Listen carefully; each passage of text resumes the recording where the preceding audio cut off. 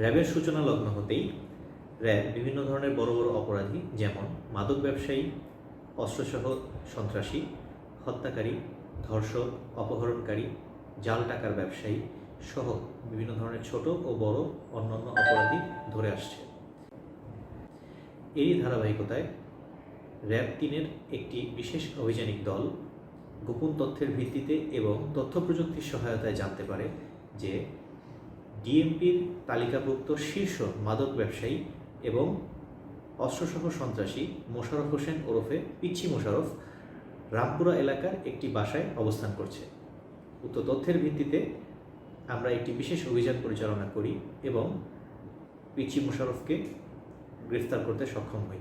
গ্রেফতারকালে পিচ্চি মোশাররফের হেফাজতে বিপুল পরিমাণ মাদকদ্রব্য ইয়াবা পাওয়া যায়।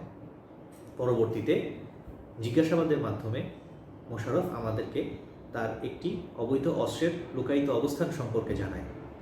প্রাপ্ত তথ্যের ভিত্তিতে পুনরায় আমরা আরেকটি অপারেশন পরিচালনা করি এবং বাড্ডা এলাকা হতে একটি বৈদেশিক রিভলভার যা মেড ইন ইংল্যান্ড লেখা আছে এবং একটি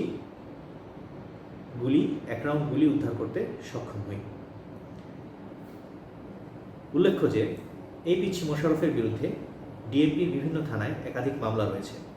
বর্তমানে পরবর্তী আইনানুগ ব্যবস্থার জন্য পিচ্চি মোশাররফকে থানায় হস্তান্তর করা হয়েছে।